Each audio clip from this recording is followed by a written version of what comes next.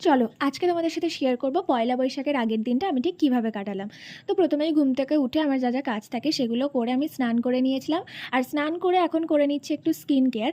আর আজকে যেহেতু চৈত্র সংক্রান্তি, তো প্রত্যেক বছরেই চৈত্র সংক্রান্তির দিন আমাদের বাড়ির সমস্ত ঠাকুরকে জবের ছাতু আর গুড় এই দুটো জিনিস দিয়ে পুজো দেওয়া হয়।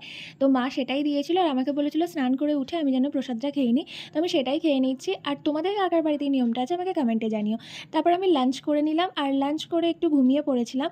ঘুম থেকে উঠে আমার একটু খিদে খিদে পাচ্ছিলো বিকেলের দিকে, তো তখন দেখলাম বাড়িতেই তরমুজটা আছে, তো সেটাই কেটে এখন খেয়ে নিচ্ছি। তারপর সন্ধেবেলার দিক করে আমি বসেই ছিলাম, তেমন খুব একটা কাজ ছিল না। আর তখনই মনে পড়লো আমার এই ক্লিয়ারটার কথা, যে এটা আমি হাফ করে রেখে দিয়েছি, তাই ভাবলাম বসে না থেকে চলে এটাই এখন কমপ্লিট করি। তাই যেমন ভাবনা তেমন কাজ, বাড়িতে থাকা এয়ার ড্রাই ক্লে নিয়ে আমি বসে পড়ি আমার বাকি থাকা কাজটা কমপ্লিট করতে। তবে এই ভিডিওতে আমি তোমাদের সাথে এটার ফাইনাল লুকটা শেয়ার করতে পারছি না। নেক্সট ভিডিওতে আমি অবশ্যই সেটা শেয়ার করবো। আর এই ভিডিওটা ভালো লাগলে প্লিজ একটা লাইক করে দিও। দেখা হচ্ছে নেক্সট ভিডিওতে, ততক্ষণের জন্য টাটা।